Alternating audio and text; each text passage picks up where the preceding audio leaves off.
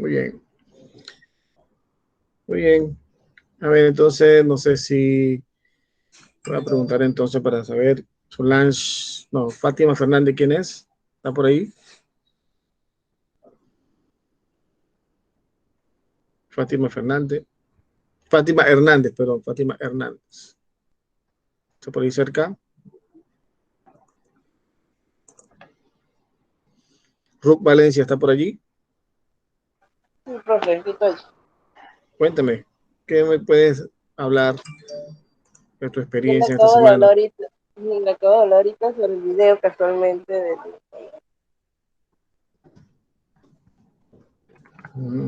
¿Fuiste tú? Sí, ¿Por qué no te he visto? Okay. Bueno, gracias. Vamos a ver. Eh, ¿Qué es tu nombre? Permítame ver. A preguntarle a Solange Polo. ¿Quién es? buenas ¿A noches, bordo? profesor. ¿Qué tal estás? ¿Cómo te ha ido? Bien, resfriada. Ah, caramba. Cuidado con eso. Sí, no, ya me hice la prueba. Bueno, Salió negativa. gracias a Dios. Gracias a Dios. Eh, Cuéntame, ¿pudiste leer algo? ¿Pudiste pensar en algo? ¿Viste el video? sí, ¿Leíste? el No sé. video me pareció muy interesante, de hecho lo compartí con mis amistades. Ah, qué Me bueno. pareció muy motivador, la verdad. Muy bien, qué bien, Sí. qué bien. ¿Qué frase te llamó la atención a ti? ¿Qué algo que te llamó a ti la atención de lo que Eh, exponía José Carlos Ruiz? ¿Alguna frase o algo que te haya puesto a pensar? Ichigo Ishie, creo que era, que Ajá. era como una sola vez. Ujú. Esa Ok, fue la que más me llamó, las dos me llamaron la atención, pero esa fue la que más me llamó la atención. perfecto. Perfecto. Ujú. Bueno, muy bien. Solange, no te voy a forzar porque estás resfriando. A veces los nervios te pueden llevar a resfriarte más. Muchas gracias. Ok. Si levantó la mano aquí, Nedelka Cisnero. Adelante, Nedelka. Sí, buenas tardes a todos. Bueno, lo que más me llamó de la atención del video, muy bonito por cierto, es como cuando, es cierto, a verse como personas creemos que tengo mis metas o mis planes pues bien puestos sobre la tierra, pero en algún momento de la vida pasan circunstancias como que llegamos a perder eso, llegamos a perder esa Ujú, motivación o llegamos a perder eso que tenía tan claro y tu vida te cambia de rumbo y es como él dice que es importante ver como ese sueño de niño que teníamos antes y como que ahí encontrarnos nuevamente y retomar pues el camino. Sí, ujú, es lo que me llamó más la atención. exacto. Abandonamos muy fácil las cosas, ¿verdad? Es lo que me dice José Carlos Ruiz. Abandonamos, soltamos muy rápido las cosas. Ante cualquier dificultad, seguimos corriendo. Últimamente me dice José Carlos. Muy bien, Nedelka. Excelente. Dubán, adelante. Profe, sí hay algo que me llama mucho la atención y es que no es primera vez que lo escucho. Así. Esas etnias asiáticas, lo que son los chinos, los japoneses, no sé si serán filósofos, pero yo siempre he visto que ellos, por lo menos lo que son los monjes y cosas así, ellos Ujú, tienen muchas frases sobre prácticamente este tema de lo que es la paz, la quietud, ujú. no sé, usted me dirá si ellos en qué, eh, no sé cómo lo explico. No, tranquilo, dilo como si son Eh, filósofos ellos, si viven la vida, la sí, algo filosofía, así más o dice. menos. Si ellos son, si ellos hablan de filosofía más o menos, o solamente es lo que ellos creen en sí. Me llama mucho la atención que yo siempre he escuchado bastante eso de ellos, Sí, de los monjes y cosas así. sí, sí. Sí, de hecho los budistas, la filosofía budista o el monje tibetano, no sé si alguno de ustedes ha escuchado el nombre de Dalai Lama, quizás lo han visto por ahí, un señor con un traje naranjado, sí, más o menos, te puedo buscar una foto para que tenga referencia, pero sí, ellos tienen mucho que ver su filosofía. De hecho, se habla de la filosofía oriental, por esa manera como ellos miran la vida, la contemplación de la vida que tienen ellos, ¿no? Esa forma de entender al ser humano, el propio ser. Para ellos el ser es lo máximo que tenemos que cultivar. En cambio, nosotros aquí en Occidente, podemos decir, somos personas que descuidamos el ser y nos ocupamos más en hacer. En cambio, la filosofía oriental, ellos se ocupan más del ser. O sea, de hecho, cultivan el ser de una manera tan profunda que la razón como ellos viven la vida es muy, muy fuerte, ¿no? O sea, para ellos es lo máximo. O sea, no podemos eh, mirar la vida simplemente con, ¿cómo decir? La vida de por sí es muy compleja para nosotros complicarla cada día más. Y es compleja porque entendernos a nosotros mismos es un proyecto, como dicen algunos filósofos, eh, por ejemplo, como decía Ernest Cartier o Joseph Gilbert, dicen que el hombre es un proyecto inacabado. Es decir, tú y yo somos personas que no acabamos o terminamos por conocernos completamente. Será después de la muerte que veremos qué tanto nos podemos conocer, dicen por ahí. Pero en cambio la filosofía oriental busca siempre el ser, en la meditación, en el respeto a la, a la ecología, o sea, a la naturaleza. Ellos cultivan eso. No sé si ustedes han tenido la oportunidad de conocer budistas, pero yo tuve la oportunidad, o he tenido la oportunidad de compartir mucho con budistas, sobre todo de la escuela de Dalai Lama, y ellos me han enseñado muchísimo, muchísimo esto que estamos hablando. Me han enseñado mucho a mirar la vida. O sea, quizás yo no soy el Sí, mismo tengo, hace 10 años. Sí, dame, Catherine. sí, Dime. sí tengo la oportunidad de conocer a un budista. Es más, él me dijo que cuando yo conozca el camino del budismo, voy a aprender a comprender el camino de la vida. Uh-huh.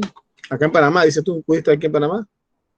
Sí, porque acá en Panamá hay grupos budistas, pues. La Sí, cuestión es está, que yo personalmente no he sacado el tiempo.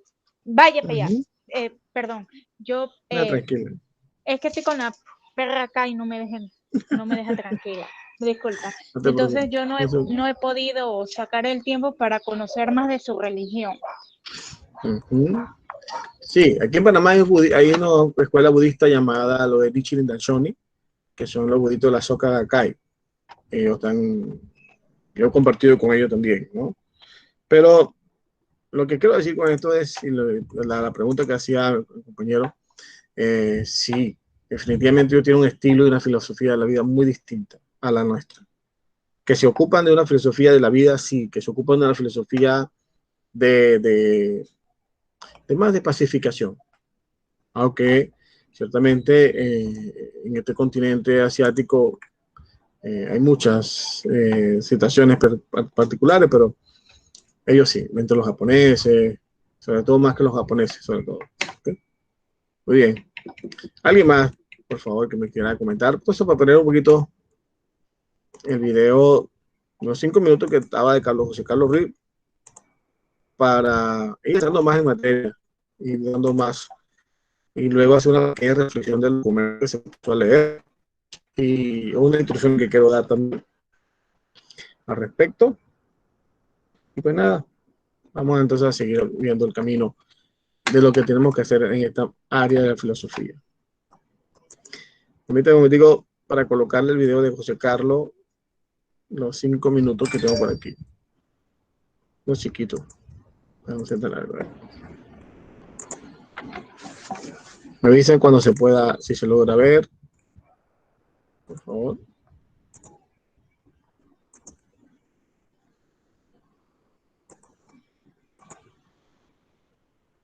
¿Se ve? Gente buena. Sí, profesor. Sí, profesor. Gracias. Me dicen si voy a hacer la prueba de sonido a ver si se escucha bien.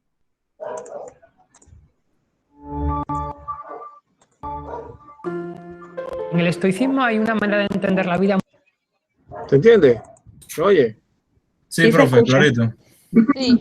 Sí, profe. Voy a bajarle, gracias, voy a bajarle un poquito acá porque siempre hace ruido y es por la cantidad. Muy pragmática que nos pueden ir muy bien en el siglo XXI como consejo a la hora de enfocar nuestro día a día. Epicteto decía que toda persona debería de comenzar planteándose lo siguiente para tomar buenas decisiones. ¿Qué cosas dependen de mí en la vida?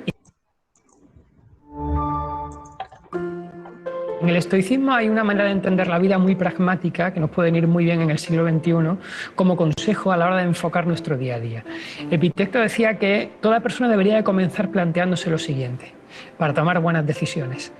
¿Qué cosas dependen de mí en la vida y qué cosas no dependen de mí en la vida?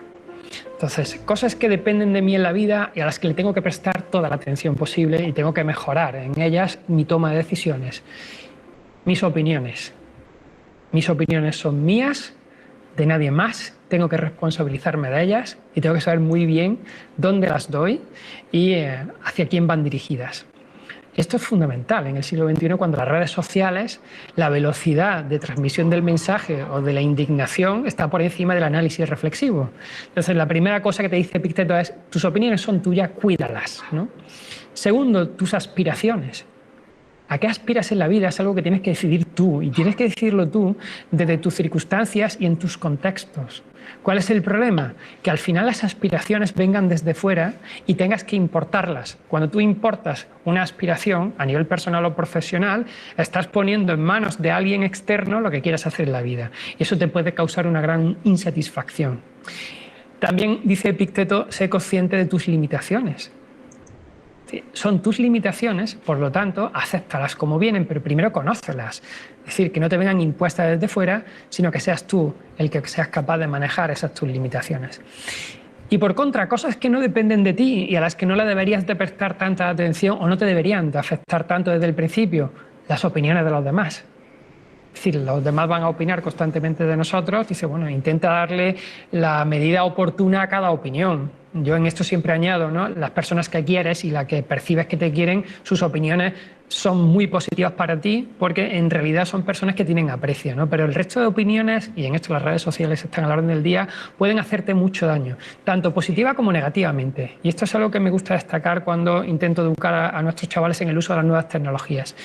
Si te vienes muy arriba cuando recibes muchos likes, si le das mucha importancia cuando las redes sociales te están encumbrando, a la primera crítica que venga también le darás importancia.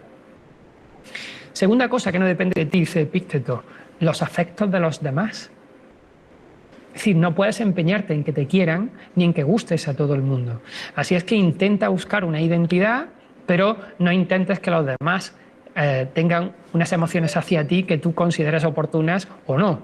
Y la tercera cosa, que creo que también es fundamental, que una persona tiene que tener en cuenta que no depende de ella, son los logros de los demás.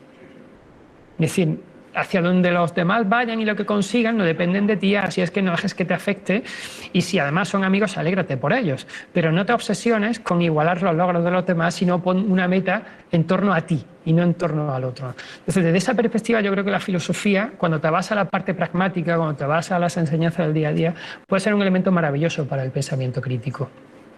Y en esta línea de ejemplo de pensamiento crítico, hay uno muy interesante que en el siglo XXI creo que debería de ser casi obligatorio en las escuelas de periodismo, pero también a nivel educativo en secundaria, y es que el pensamiento crítico tendría que funcionar a la hora de entender los titulares de prensa que se suelen dar o los titulares de las noticias que en algunas ocasiones impactan esa parte emocional. Y es que el vuelco hacia el lado emocional que está surgiendo en los medios de comunicación es tan potente que está anulándose la capacidad primaria de razonamiento que deberíamos de tener nosotros.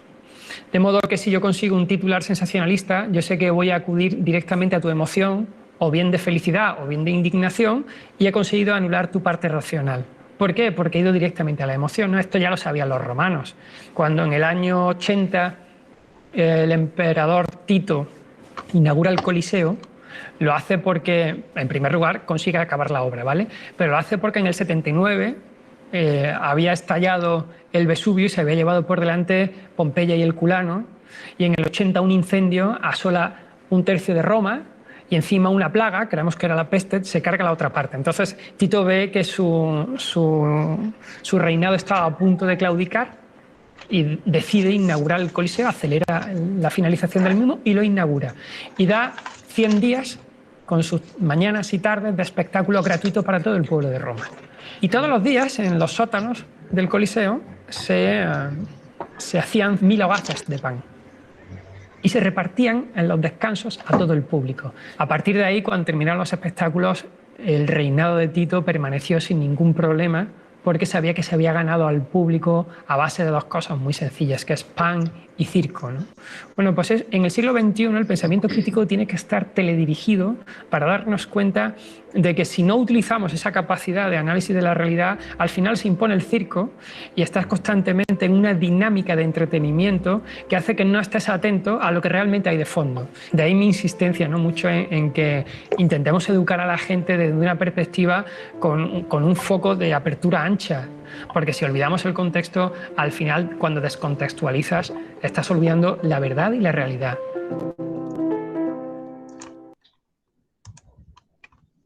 Bien. ¿Algún comentario de esta parte del video de José Carlos? ¿Con qué lo podemos comparar hoy en la realidad? Hay algo que puedo retomar de la frase que tomé del video es: ¿qué tanto cuidamos de nuestras opiniones? ¿Qué tanto cuidan ustedes sus opiniones, mi gente? ¿Qué tanto cuidamos la forma ahora de decir las cosas? ¿Me escucho? A ver, decimos todo lo que queremos y el tema de hoy se presta para eso. ¿Okay? Adelante. Sí. Buenas noches, profe. Buenas tardes. ¿Cómo estás? Buenas tardes. Escuchar ese video me recordó como, no sé, como una combinación de las conferencias de prensa del gobierno con la temporada del COVID, más la crítica, más mi diario, más ese tipo de cosas así.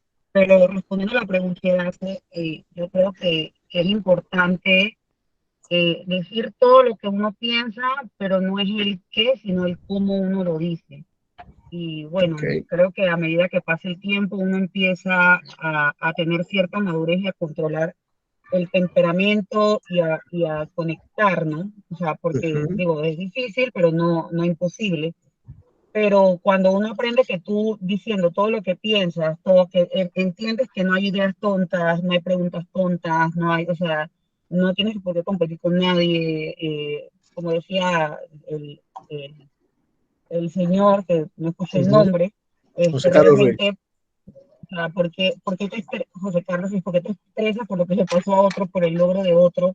Y creo que estamos muy, sobre todo o sea, después de las redes sociales, estamos muy educados, que lo hablamos la semana pasada, a medirnos por las opiniones, por los likes, por lo que piensan, por lo que no sé qué.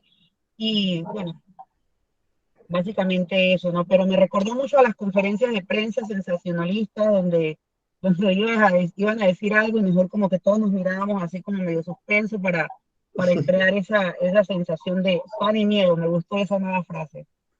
Exacto. Exacto. Voy a retomar un poco la pregunta que me hacía ahorita, no me acuerdo el nombre del compañero, si la filosofía oriental era filosofía, si la manera como estos monjes o esta persona nos veía. Fíjate que aquí te puedo dar una respuesta, ¿no? Nosotros seguimos sumergidos, como dice acá José Carlos, estamos sumergidos en muchas opiniones. Es decir, lo que opinen los demás de mí es lo que yo quiero, es lo que para mí es determinante muchas veces. Y cuando hablamos acá del tema, que dice acá, que era el que tocaba también hoy, paradigmas ontológicos decisivos en la historia de la filosofía y la ciencia y su proyección en el problema del yo. Un título complejo, para respuestas complejas, obviamente, ¿no? Pero cuando miramos la palabra ontológico y los paradigmas, ¿qué significa paradigma? Son aquellas estructuras, son aquellas teorías que hemos ido forjando a lo largo de la vida. Y cuando yo contemplaba el video de José Carlos antes de colgarlo en la plataforma, y que lo he visto también varias veces, pero las veces que lo he visto, siempre encuentro una perspectiva distinta, ¿ok? Y es que nosotros, esa visión ontológica, que es lo que, respondiendo al compañero, su pregunta nuevamente, en la ontología busca comprender al ser, o sea, comprender, ir más allá, superar las capas que realmente no son ese verdadero ser. Tú y yo podemos ponernos cualquier elemento, cualquier definición, pero al final no terminamos siendo nosotros mismos. Tú puedes decir que soy feliz, tú puedes decir que soy matemático, que soy ingeniero, pero eso no es lo que nos define. Y nosotros seguimos ocupándonos en colocarnos etiquetas para sentirnos internamente, sentirnos tomados en cuenta. Y para que los demás me den su aprobación. Muchísimas veces nosotros renunciamos a muchísimas cosas a nuestras propias opiniones. Y no solamente opiniones, porque las opiniones a veces son muy subjetivas. Y cuando digo subjetiva, en el sentido puede ser algo temporal. Pero cuando tú hablas de tus convicciones, que es muy distinto a opiniones, ahí la vida se pone dura. Porque a la gente le gusta mucho robarnos la paz. A la gente le fascina, de manera consciente o inconsciente, hacer etiquetas de las personas para hacerlas sentir mal. Cuesta decir esto, pero esto es una realidad. Muchísimas veces nosotros perdemos tiempo en discusiones sin sentido y cuando te das cuenta, te percatas que has perdido horas de tu vida sumergido en un pensamiento que no te define. No sé si me hago entender con lo que estoy diciendo, ¿no? Pero es así. Y esa antología, y de forma decisiva de la historia de la filosofía no sería filosofía si no hubiese sido determinante en cerrar los ruidos externos y plantearse lo que tenía que hacer. El filósofo o el filósofo es aquel que rompe con lo cotidiano, es aquel que rompe el molde de toda crítica destructiva.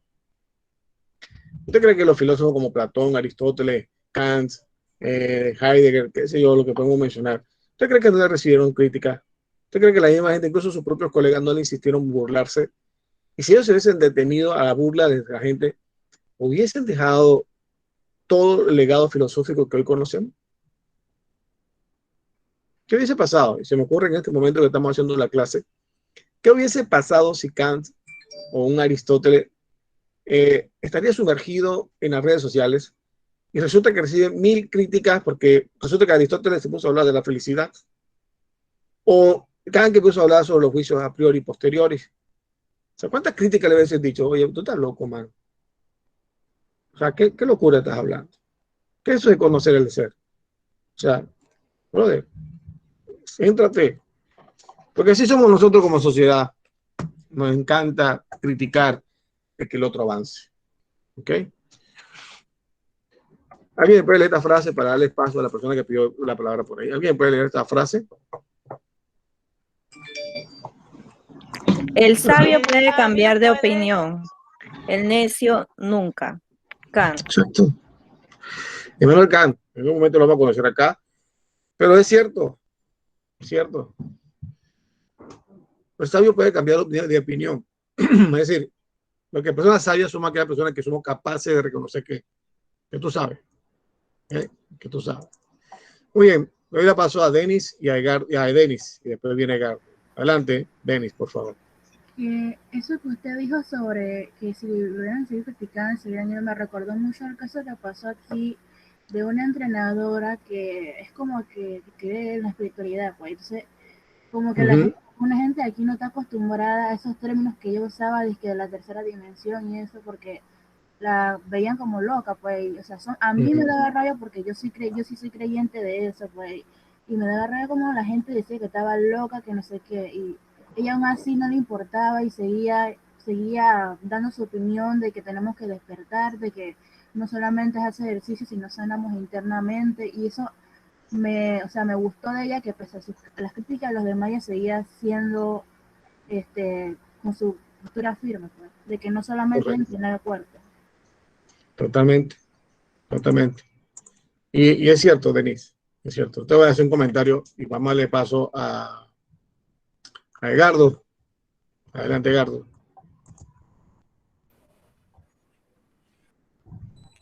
Ok, sí, la verdad que muy, como siempre, muy interesante, pero me llama la atención lo que usted mencionaba y efectivamente yo creo que nosotros nos las pasamos la vida tratando de vivir la vida aprobada por el resto de las personas. Buscando siempre ese sentido de aprobación, ese sentido de que, bueno, lo que pasa es que no me voy a pintar el cabello rojo porque no es algo que está aprobado por el resto. ¿Qué van a decir los demás? O cómo me van a mirar, o cómo me van a estigmatizar en ese sentido. Entonces, no nos concentramos en buscar nuestro ser mismo y sentirnos felices con nuestro ser mismo, con nuestro yo. Exactamente. Así que eso era lo que quería aportar, profe. Muy bien. Y es así, Edgardo, y lo que decía ahorita, me parece interesante las dos cosas, porque fíjense, ¿qué pasa? Y ustedes, se me viene mucho a la mente las cosas que estamos leyendo y lo que vamos a leer, pero cuando toco estos temas, me se me viene a la mente, ¿cuántas no pude recibir yo de mi familia cuando decidí ser filósofo? Empezando por mi papá. Mi papá me decía que me iba a morir de hambre y que él no me iba a pagar la carrera. Y mi papá siendo profesor universitario, doctor en matemática. Y yo no me rajé por eso. No le hice caso. Y me costeé mi carrera universitaria como filósofo taxiando. Eso no me hace más y tampoco me hace menos que otra persona. Pero simplemente cuando tú quieres ser, cuando tú sientes que tu ser te reclama esto, usted vence cualquier cosa. Y hasta Pero, hoy, profesor, una vale. pregunta, pero ¿por qué nosotros los seres humanos somos así? Que tenemos que escuchar la aceptación de otra persona o tenemos que escuchar la opinión de otra persona para comparar, pero porque la persona te dice no, es no. O sea, pero no es sí como persona, dice yo quiero porque yo lo voy a hacer porque a mí me viene a hacerlo. Nosotros tenemos que esperar la opinión de una segunda o una tercera persona. Es ahí muy interesante tu pregunta, Ruth, muy interesante tu pregunta, pero quisiera darle paso otra vez a Edgar y ya te voy a responder. A ver, adelante, Edgardo, perdón. ¿Qué iba a decir, Edgardo? Oí, sí que levantó la mano también. No, ya hablé, profesor. Ok, adelante, Isi. Buenas tardes a todos y buenas tardes, profesor. Es muy interesante lo que usted plantea sobre el hecho de cuando usted decidió ser filósofo, porque básicamente yo viví lo mismo cuando quise ser abogada en cierto momento, porque como vivimos en una sociedad que señala, que simplemente dice, bueno, pues esta es una profesión que está muy saturada, que hay muchos abogados, que no vas a tener ni que comer y que básicamente sería como lanzarte al hoyo, pues y echar a perder gran parte de tu vida que pudiste ocuparla en otra situación a expensa de los ojos de las otras personas, ¿no? Y básicamente tomé la decisión y gracias a Dios soy una muy buena profesional, soy buena, me considero buena en mi rama y básicamente me pone a pensar qué hubiese pasado si eh, me hubiese dejado llevar por el señalamiento y por el qué dirán de los demás. Estamos actualmente en una sociedad, que se basa más que todo en el señalamiento de lo que dicen los demás y en el significado o el significativo más que todo que te quieran poner los demás referente a lo que ellos quieran hacer, simplemente por el propio ego y por el simple hecho de que estamos básicamente en eso que antes de hacer algo se necesita la aprobación de miles de personas o de 100 personas más, por ejemplo, la plataforma de Instagram, de que suba una foto y que simplemente si lo hace o no lo hace, si tiene la aprobación de ciertas personas, lo hacen y básicamente, en teoría, la decisión de muchas personas dependen de la aprobación de los demás y pienso que no debería ser y si en tal caso cada quien decidiera hacer lo que en un momento dicta, así como dice el video que usted mandó en el grupo, en buscar el significativo de lo que quiere hacer realmente en la vida, de lo que te hace feliz, no estuviéramos básicamente como estamos actualmente. Así que Totalmente. ese es mi aporte referente al tema que me parece a todas luces muy interesante y que cada uno de los que estamos aquí sabemos que realmente es así, pues. Exacto.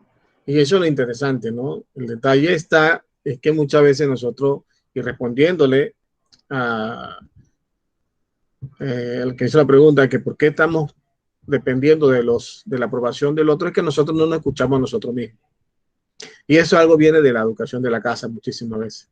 Tú tienes que hacer lo que dice mamá o lo que dice papá. Vos no tenés opinión. Que no es malo. Ojo, no es malo cuando uno tiene que obedecer a los padres. Obviamente el que obedece no se equivoca.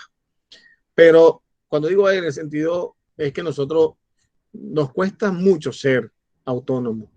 Y parece paradójico lo que estoy diciendo, pero nosotros luchamos con nuestra propia especie. Es decir, nosotros luchamos con nuestros propios anhelos.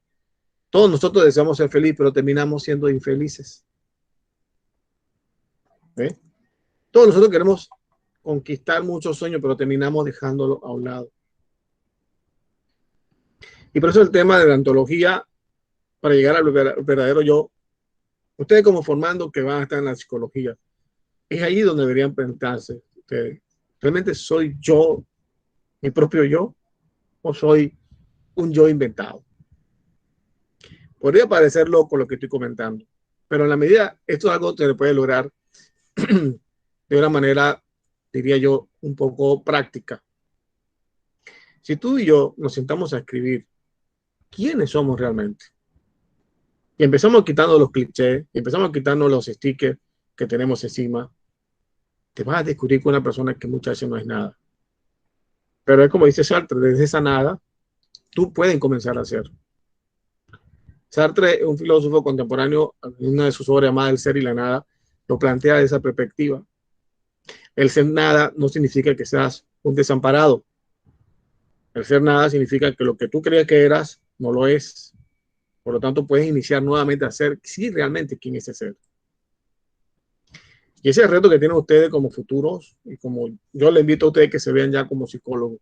Si a ti te toca una persona que por lo general muchas personas llegan a una consulta psicológica buscando cómo descubrir su verdadero ser, cómo descubrir su verdadero yo. Obviamente ustedes irán a estudiar muchas teorías como la de Dick Fromm, que irán a ver todo lo que significa el verdadero yo, ¿sí?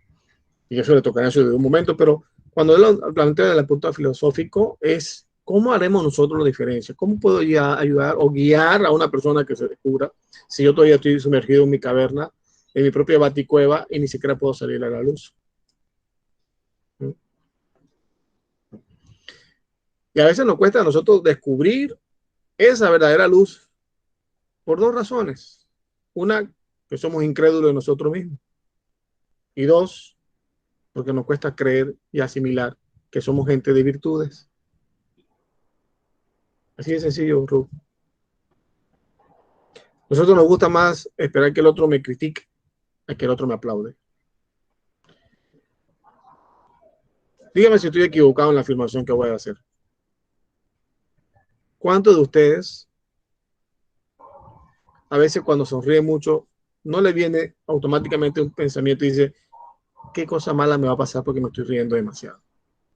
Alguna situación me va a pasar que me estoy riendo mucho. Esto no es normal que yo sienta tanta felicidad.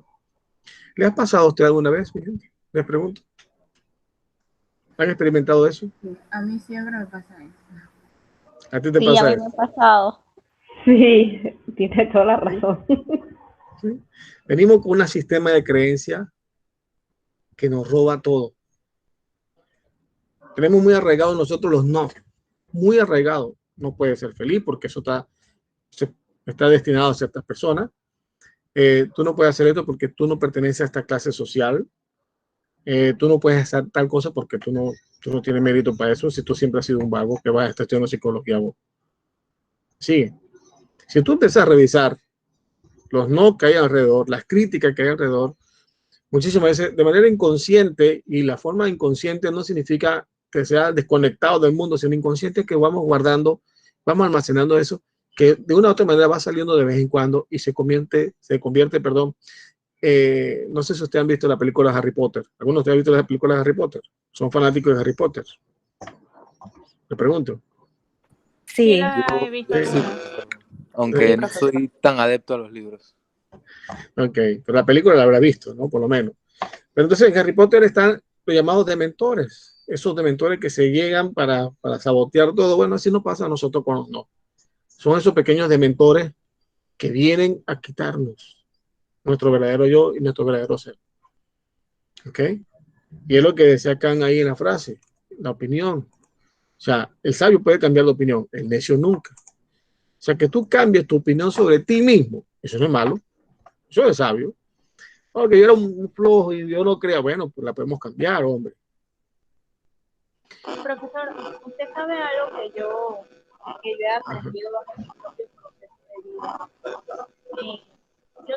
En algún momento de mi vida yo tenía un jefe que me decía, Catherine, pero sonríe. Y yo le digo, Ajá. pero es que yo no sonrío mucho, pero sonríe. Y me decía, y siempre me decía sonríe, sonríe, sonríe, hasta un día que yo le dije, pero jefe, yo no puedo andar como payasa sonriendo.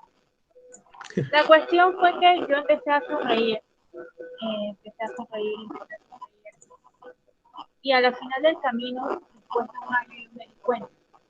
A veces, a veces sonreímos, como siempre, a veces sonreímos afuera. Sin embargo, después de aprenderlo, de meditarlo yo misma, o sea, la verdadera sonrisa uno la tiene que tener desde adentro, desde el alma.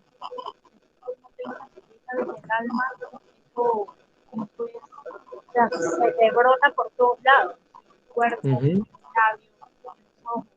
O sea, primero hay que trabajar la sonrisa interna, la paz interna, para poder llegar a ese nivel. Total, total. Me gusta mucho eso que has dicho, Catherine. Pensé que había un pequeño ruidito, pero me gusta mucho lo que dijiste, sonreír y sonreír de manera interna. Mira, yo soy poco de hablar de mi vida privada, pero vamos a darme el permiso de decirle algo. Hace casi 11 años, 11, quizás sí, hace 11 años, 12, eh, yo no soy el mismo Daniel que estoy ahorita aquí parado frente a ustedes hace 11 años atrás, 12 años atrás.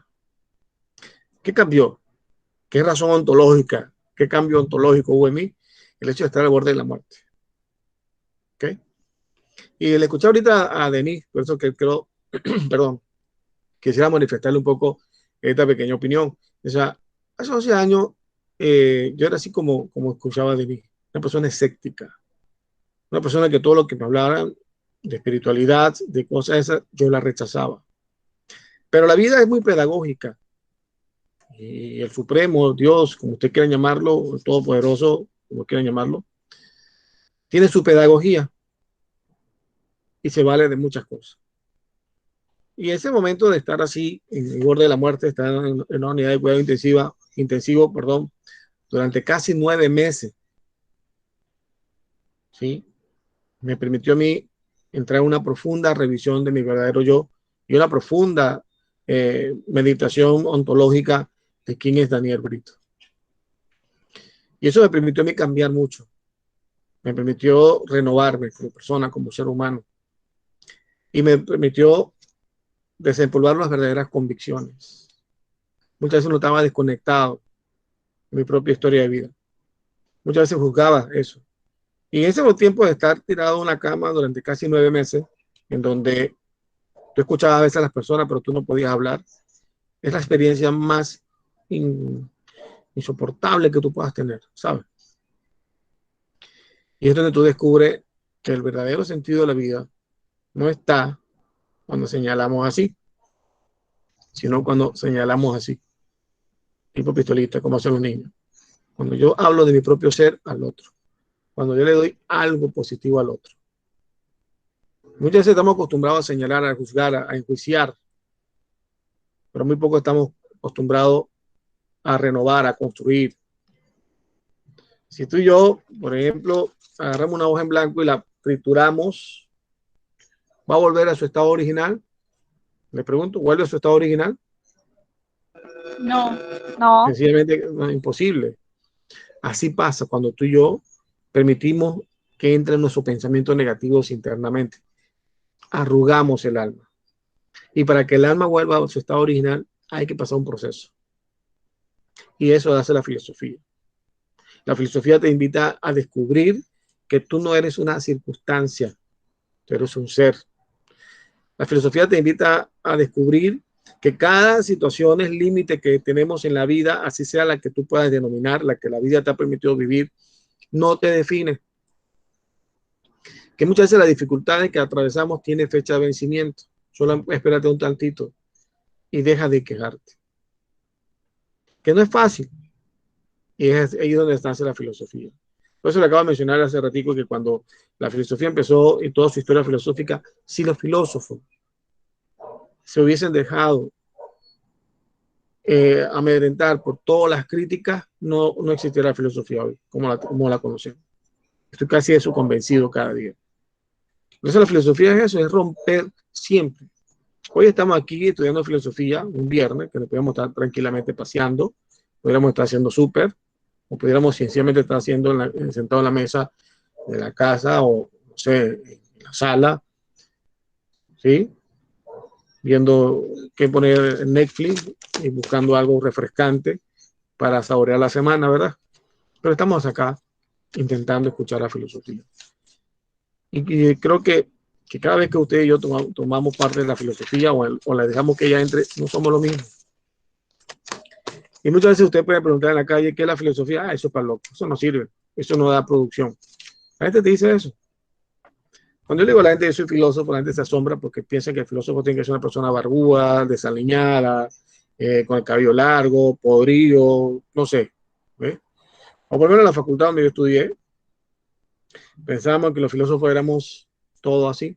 Y había gente así. ¿Sí? No puedo negar que había gente diferente, por decirlo de una manera, pero no era el común denominador. Y lo que quiero hacer ver es que la gente siempre te va a querer marginar. Y hoy por hoy, la sociedad reclama un volver al humanismo. Hoy no sé ustedes, pero yo siento que la sociedad ha llegado a un límite que ya no saben qué hacer. Siento que la sociedad, por lo menos en nuestro Panamá, sentimos que hemos llegado a un límite que no sabemos por dónde caminar. ¿O estoy equivocado? No estamos hablando de política, ¿eh? Simplemente diciendo que da la sensación, tantos problemas que estamos enfrentando, tantas situaciones que se están enfrentando, que no sabemos qué estamos haciendo, para dónde vamos. Y es ahí donde necesitamos rescatar el volver a pensar. El pensar, no simplemente cómo criticar, el pensar hacia dónde estamos, qué estoy haciendo de manera diferente. Adelante, Ángel. Te escucho. Hola, profesor. Sí, quería agregar algo a lo que usted acaba de mencionar, y es que, por lo menos en el tema, no precisamente de la idiosincrasia panameña, sino más bien como de la sociedad actual, se ha perdido la fe en la buena moral y las buenas actuaciones de los que nos rodean. Exactamente. Exactamente. La fe es algo que no solamente se restringe al ámbito religioso, la fe también parte del hecho humano. Es decir, ¿en qué creo como persona? ¿Sí? Adelante, Celso. Bueno, digo que no sé si sería más bien fe o qué, pero creo que más sería como esperanza. Como que todos necesitan el día de mañana tener una esperanza, como creer en algo más, pues que todo va a cambiar y que se están perdiendo o no tienen como dónde refugiarse en esa esperanza, pues no sé. Muy bien.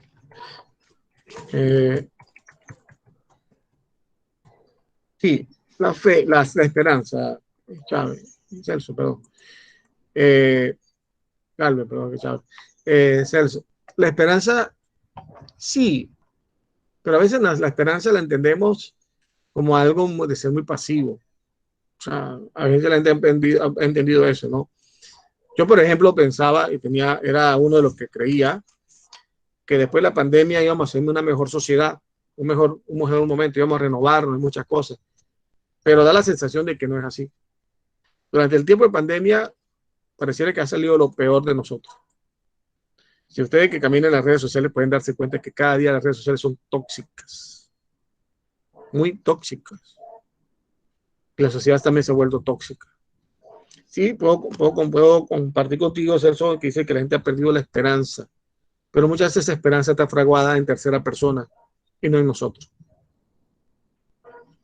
¿Me sigue? La esperanza no es simplemente depositar tus anhelos, lo que tú deseas en otras personas. La esperanza también nace en lo que tú quieres emprender en la vida. La esperanza también es salir adelante, aun cuando la lluvia arrecia.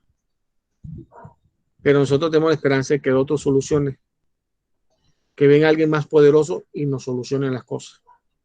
Es que yo estoy muy ocupado con lo mío, es que A mí, mira, ¿sabes qué? Yo tengo una gripa de hace 6 meses y no me ha quitado la energía. Es que, mira, es que yo no siento que, ¿sí? Eso a veces nos falta renovar la esperanza. ¿Me siguen o no me siguen, mi gente buena? O quizás sea, o quizás también uno dice, ah, que eso no me afecta a mí directamente, o eso no tiene que ver conmigo. O eso no tiene que ver conmigo, exactamente. También es cierto. También es cierto. Entrando un poquito más al tema, mucho más, permítame presentar acá.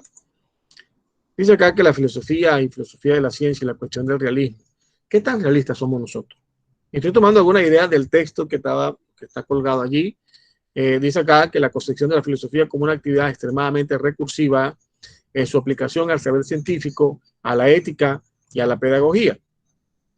¿Qué nos quiere decir esta frase? ¿Por qué no dice el autor en esta frase? No está queriendo decir sencillamente que la filosofía tiene su manera de ser.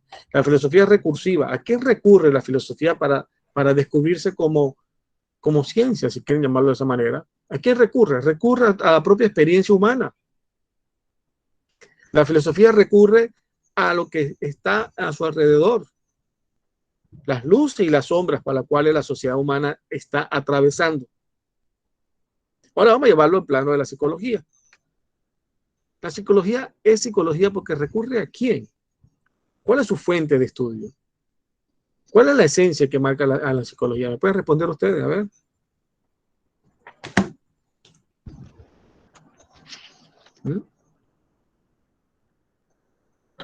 ¿A qué recurre la psicología? ¿Cuál es su campo de acción en la psicología? A ver, pregunto.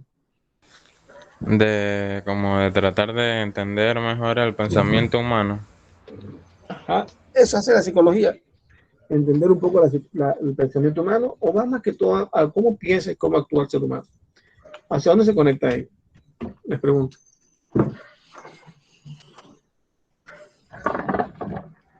O vamos a la pregunta más puntual.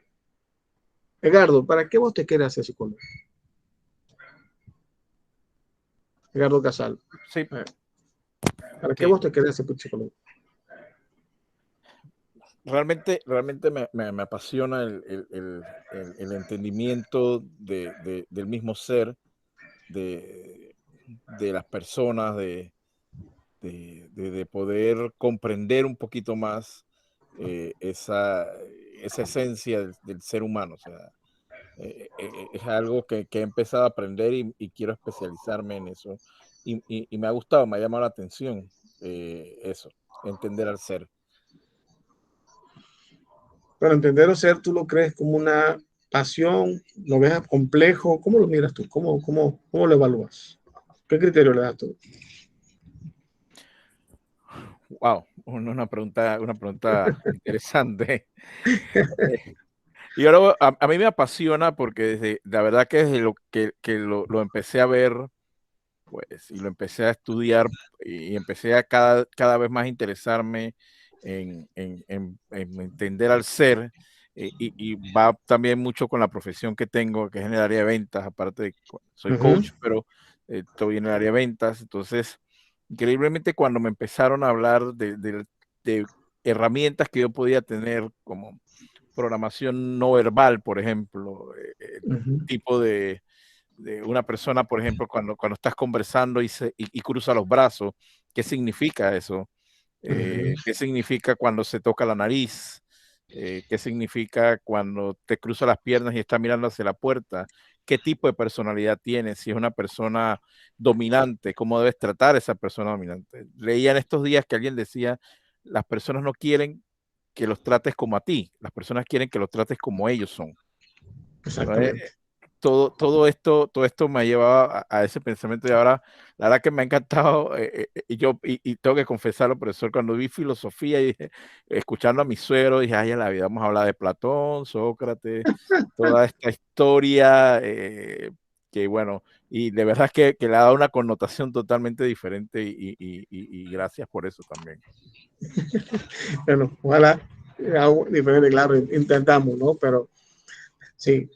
Y ahora que tú hablas de venta, en que trabajas con el coaching, hay una persona que habla mucho de las neuroventas, se llama Jürgen Jürgen Klarik, algo así. No sé si lo has leído o lo has escuchado. Sí, Es claro, interesante. Sí, claro lo has que sí. escuchado, ¿verdad? Sí, sí, yo todos los sábados que tengo que trabajar, realmente es un día bastante tranquilo, así que siempre aprovecho para ver estos videos y de hecho es lo que hago todos los días, todos los lunes, perdón, cuando hago el kickoff de la semana con mi equipo, lo primero que le presento es un video, Okay. y le decía precisamente a mi jefe en estos días, le decía, mira, el Mm. secreto de lo que va a pasar de aquí en adelante va a ser haber trabajado en la mente del equipo de ventas, o sea, haberles Total. dado esa paz, esa tranquilidad, esa seguridad de que íbamos a salir adelante, de que se preocuparan por lo que podían controlar, que era hacer el mejor esfuerzo posible dentro de las circunstancias, cuidarse, protegerse, más allá de preocuparse si los clientes podían abrir o no, porque, como yo les decía, ninguno de nosotros es el presidente, ni el ministro, ni tenemos la cura de la vacuna. Entonces, ¿qué vamos a hacer? Vamos a hacer lo que mejor podamos hacer y cuando nos toque de verdad poder hacer más, entonces hagamos más. Por eso es que me apasiona mucho este tema de la psicología y he empezado a apasionarme por él. Qué bueno. Qué bueno. Fíjate que le pregunto a todos ustedes, ¿algunos han leído a un escritor y psicólogo también llamado Jorge Bucay? ¿Me han escuchado mencionar a alguno de ustedes? ¿No? Jorge Bucay, nadie lo ha escuchado. Está bien. Ahorita le busco alguna referencia para que tengamos. Cuando se ahorita pregunta, entendiendo la idea que puse acá, que la concepción de la filosofía como una actividad extremadamente recursiva en su aplicación al saber científico, a la ética, a la pedagogía, es que la filosofía necesita sustento para ella poder seguir siendo. Es decir, la educación le da recursos a la filosofía para pensar. La ética nace de la filosofía.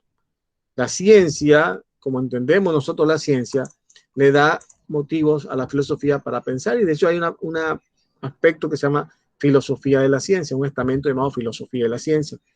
Y cuando hay gente que dice filosofía de la ciencia, o sea, hay que filosofar la ciencia. No, es la relación que hay entre la carga científica y la capacidad humanística, cómo combinar esos dos ámbitos.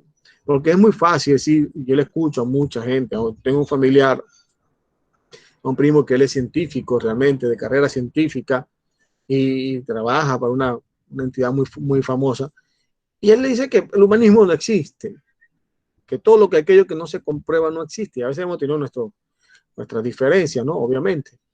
Pero acordándome de él y tocando este tema de la ciencia, a veces la psicología tiende a no dar respuesta a muchas preguntas que la humanidad se hace. Y es que la filosofía ni la psicología pueden dar respuestas últimas, porque no hay respuestas últimas en la vida. La gente quisiera entender por qué tenemos que morir, la gente quisiera entender por qué sufrimos, porque mucha gente quiere saber por qué a la gente buena le pasan cosas malas. Y son interrogantes que han estado a lo largo de la evolución de la humanidad.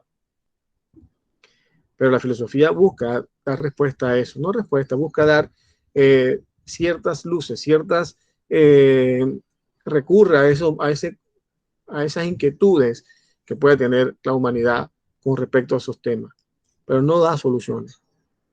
Quizá a veces la psicología se ve, y hay mucha gente que lo puede mirar así, piensa que el psicólogo tiene que dar la respuesta que ellos quieren escuchar, pero resulta que esa respuesta que ellos desean escuchar la tienen ellos mismos.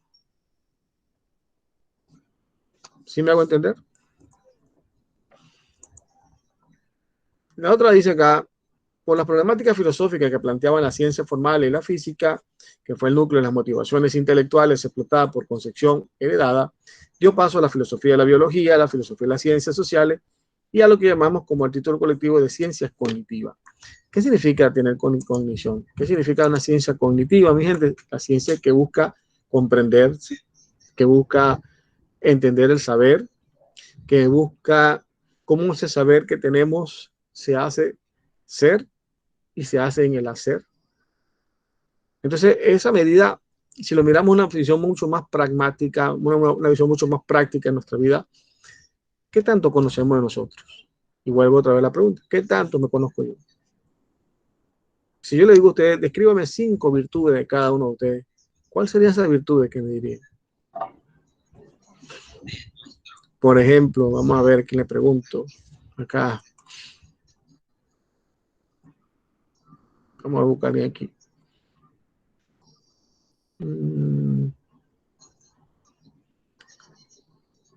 Marjorie Ábrego, creo que es el apellido, ¿verdad? ¿Está por allí? Marjorie Ábrego, ¿está por ahí? A ver, no está. Mel, ¿está por allí? O Miguel. A ver, o Natalie. Nadie está por aquí. Ruth. A ver, Hola, profe, buenas noches. ¿cómo estás? Bien, Natalie, bien. cuéntame, dígame 5 virtudes tuyas. Bueno, es complicado porque a veces uno se enfoca más en los defectos que en las virtudes. Muy bien. Pero diría yo que soy paciente, entregada, ambiciosa. Ambiciosa. Bueno, sí, que puede ser una virtud y un defecto. No, eso es bueno también. Ajá. Amigable, amistosa, cariñosa, no sé.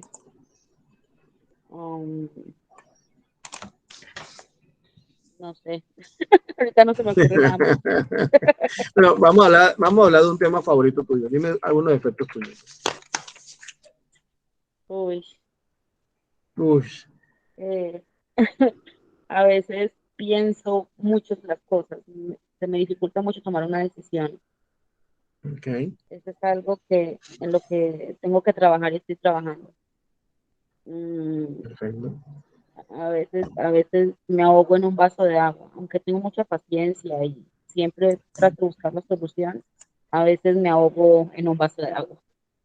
Ya. Y también suelo guardarme mucho las cosas y eso también es malo, porque hay que expresar para no guardar resentimientos ni guardar cosas malas en la mente y el corazón. Exactamente. Muy bien. Muchas gracias, Natalie. Muy bien. Fíjense que en buen sentido tomo el ejemplo de Natalie. Me defino como paciente, pero resulta que a veces me hago un vaso de agua. Entonces ahí es donde dice la filosofía. Bueno, vamos a ver, vamos a analizar. O viven sumergidos en el agua o en verdad vas a tener la paciencia, pero las dos cosas a la vez no. Te podría decir, no sé, Kant. El detalle está que nosotros muchas veces nos fascina vivir en esa tensión existencial. Y es un poco lo que planteaba aquí el texto.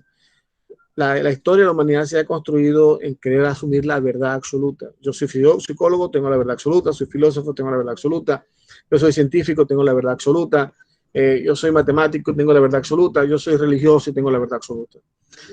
A la verdad, y vamos a ser realistas, la verdad puede ser hasta relativa, entendiendo en el buen sentido la palabra relativa. ¿Ok? Puede darse. Dame un momentico, por favor.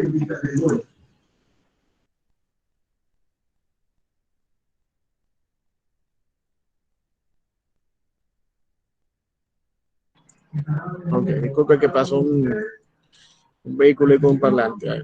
Bueno, decía eso, ¿no? O sea, ¿cómo lograr? ¿Cómo lograr eso? ¿Cómo lograr unificar los criterios, unificar los que quiero ser? Hablamos, como decía ahorita, la filosofía busca recurrirse, busca unirse, busca entenderse. Y la pregunta vuelvo a hacer, ¿cómo me veo yo? ¿Cuáles son mis virtudes? ¿Por qué me cuesta tanto reconocer las virtudes? ¿Por qué me cuesta a mí entenderme que soy una persona con talento? ¿Ok? Voy a hacer la última pregunta para mostrar un pequeño video. A ver. Hoy lo veo muy callado. ¿Qué les pasa? A ver. Están calladitos. Mucha gente va en bus, por ahí escucho, o todos están así como asustados. ¿Qué les pasa hoy? Que los veo así como calladitos. Estamos meditando, profe, en lo que dice. Sí, es que cuando escucho mucho silencio me pongo así como que nervioso, ¿no? Asustado. Pero bueno, vamos a eso.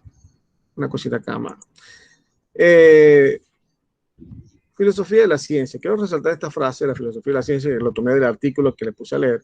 La filosofía de la ciencia suena así como muy grande, ¿no?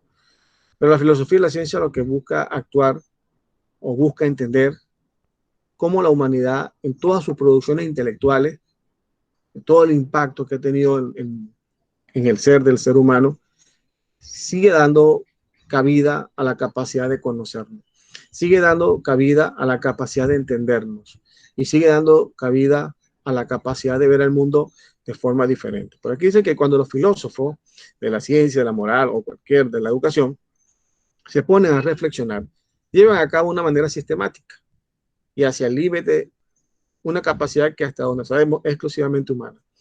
Si hay algo que ahorita resaltaba José Carlos Ruiz en el video, es que ustedes y yo hemos dejado de pensar.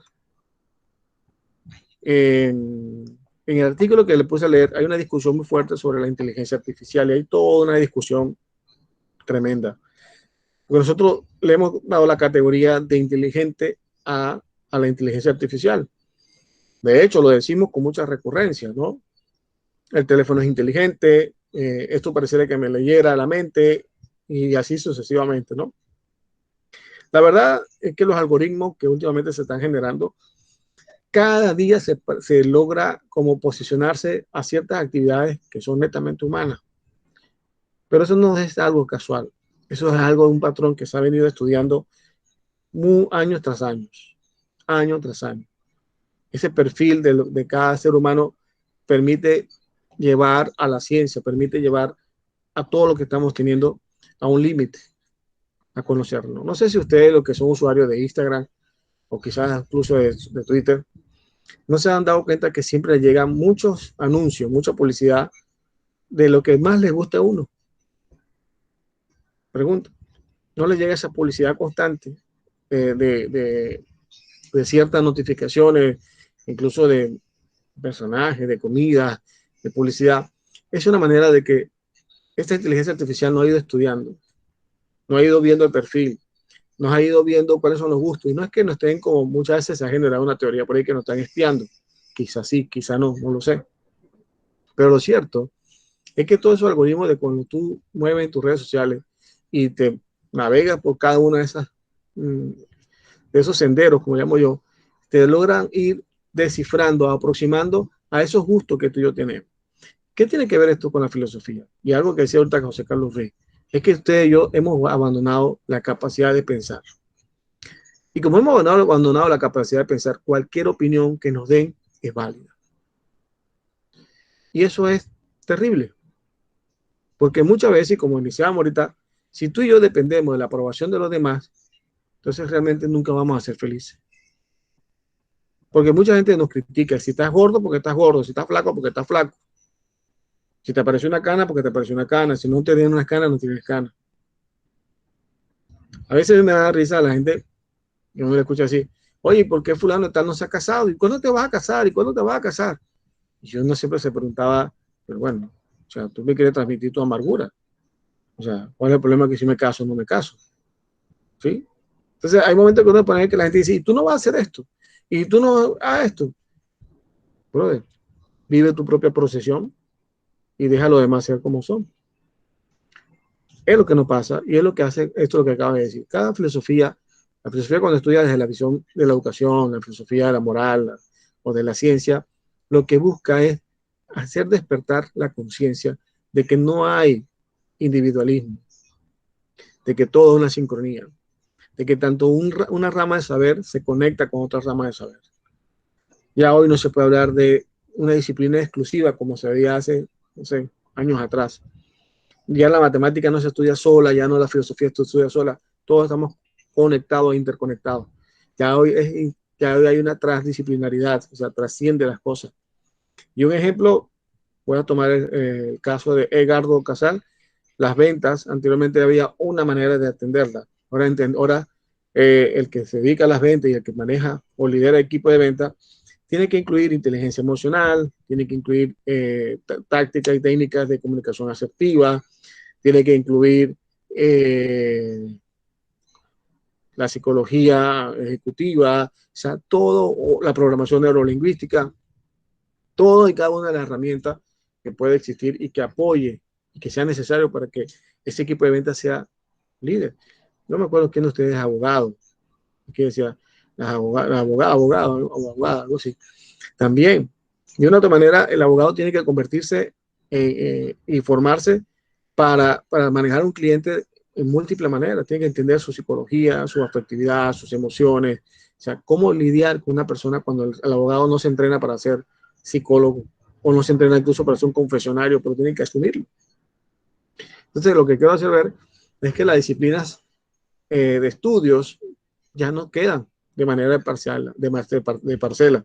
Ya la disciplina de estudio no son una isla, son más bien, tienen que complementarse las unas con las otras. El articulista decía algo muy cierto. El psicólogo se dedica a estudiar el comportamiento humano y su mente, que el filósofo al todo el ser. Pero entre esos dos campos, ninguno puede ser opuesto. Porque si bien es cierto, decíamos aquí el artículo, si bien es cierto el hecho de que el psicólogo estudie la naturaleza de la mente humana, también es mucho más cierto que si no entiende lo que el ser humano piensa y cómo se desarrolla en la sociedad, se va a hacer cuesta arriba comprender lo que piensa ese ser humano. Por ejemplo, y aquí lo dejo, vuelvo a insistir en las redes sociales, para ustedes.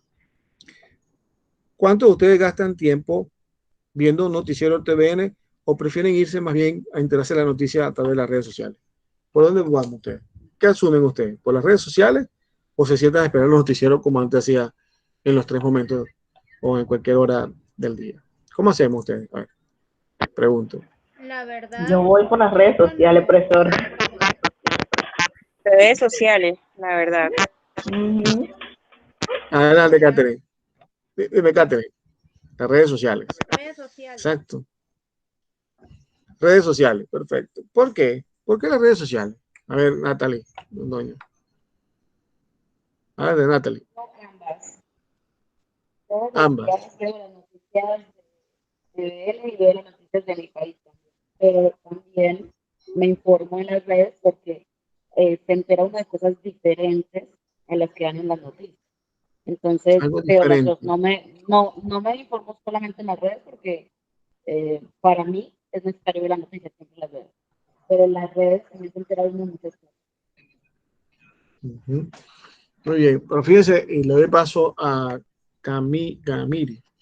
Pero fíjense que ahorita alguien dijo, es que a veces teníamos con ansiedad cuando iba a dar los anuncios de la televisión de la autoridad en tiempo de pandemia.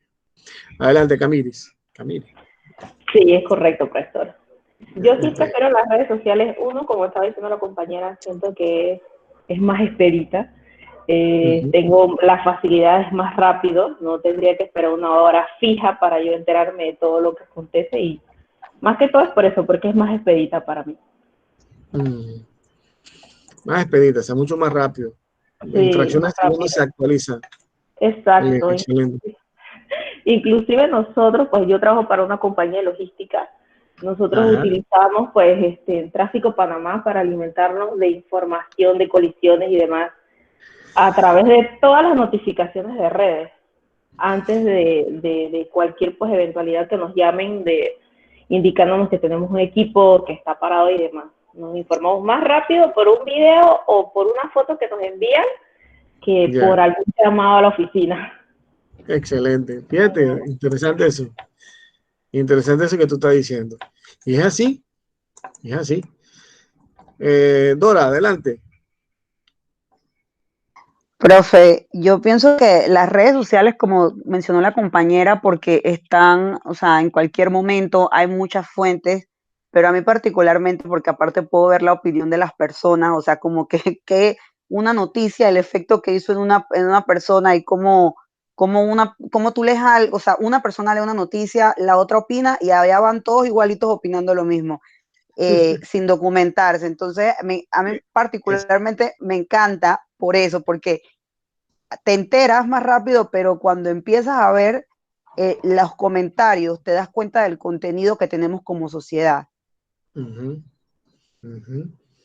Me das cuenta del contenido que tengo como sociedad. Muy bien, interesante esa frase. ¿Pero qué descubrimos como sociedad? Que estamos tóxicos, lo que quiere decir. Ahora. Bueno, particularmente pienso que también dependiendo de la fuente donde lo busques, o sea, no es lo mismo y uno puede hacer el análisis. Por ejemplo, no es lo mismo ver una noticia en Telemetro y los comentarios, por decir TVN, que ver una noticia en Cuarentena Panamá, y cuando tú ves todos los comentarios, ves como el tipo de contenido o ves el enfoque que le dio la persona a la noticia y los seguidores que tienen las personas. O sea, no digo que uno sean mejores o peores, pero digo las opiniones. Para poner un ejemplo más claro, digamos, vamos a usar el caso de la muchachita que supuestamente el diputado quería bajar y que no sé qué, la calificación. Todo el mundo aturdió a la chiquilla, o sea, todo el mundo la destrampó, le destrampó la vida, inclusive hasta ya el día que ella sea médico, porque hay un punto en que sí va a ser médico, entonces el día que llegue a ser médico, tú eres la que el papá le iba a bajar el puntaje y la van a catalogar como mal médico, cuando ninguno de nosotros, o sea, para poder llegar hasta ese punto, sabe lo que tiene que haber pasado a esa muchachita. Entonces, pero cuando vemos el contenido en una página, vemos a la gente quejándose, digamos, una persona que está sentada en su casa, que no está haciendo nada, ay, sí, porque eso es lo que les regalan, parásitos y no sé qué, pero cuando te vas a otra página, ves otro contenido diferente. Entonces, por ejemplo, a mí me gusta nutrirme de los dos escenarios, porque cuando empiezas a ver como el contenido de los comentarios, puedes decir, wow, yo inclusive me meto los perfiles, profe, me pongo como stalker, o sea, yo me meto los perfiles para ver quién está opinando y decir, o sea, esto es un chico de 17, 18 años opinando algo que realmente no sabe. Entonces ahí yo puedo tener una percepción de cómo nosotros como sociedad, es muy fácil lo que usted dijo, señalar, pero no nos observamos a nosotros. Porque para que, volviendo al ejemplo, para que esa chica, que no la conozco tampoco, haya llegado allí, tiene que haber pasado un gran proceso de por lo menos haber estudiado algo, se le tiene que haber pegado. Y nosotros como sociedad tendemos a señalar, dañamos una vida que independientemente de que haya sido verdad o no, dañaste una vida, dañaste un prestigio, quizás futuro, y entonces ahora tú estás sentado en tu casa, no estás estudiando, no has terminado la escuela, no te preocupa conseguir trabajo, pero estás señalando al otro. Entonces ahí yo puedo ver como esa calidad de comentarios y por eso me gusta hacerlo. Perfecto. Estoy totalmente de acuerdo contigo. Y fíjate que lo que tú te comentas viene como anillo al dedo para el tema que estamos hablando, que es la parte ontológica. O sea, ¿qué realmente estamos a ser? ¿De qué manera estamos? ¿Qué es ese ser que estamos alimentando? ¿Un ser sustentado en lo tóxico o un ser sustentado en la capacidad de ser algo diferente? Resalto lo último. Muchas veces hay gente que critica muchísimo, pero está con los brazos cruzados en el mueble de su casa.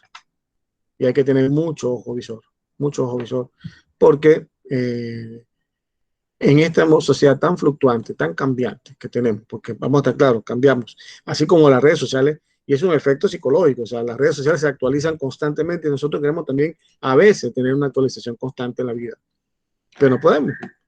A veces yo le decía a una persona, esto ya se lo decía a mi alumno de la otra universidad, yo le decía, es que usted y yo no podemos ver la vida, y chicos mucho más jóvenes que uno, ¿no? Por supuesto, mucho más pelados, como uno dice.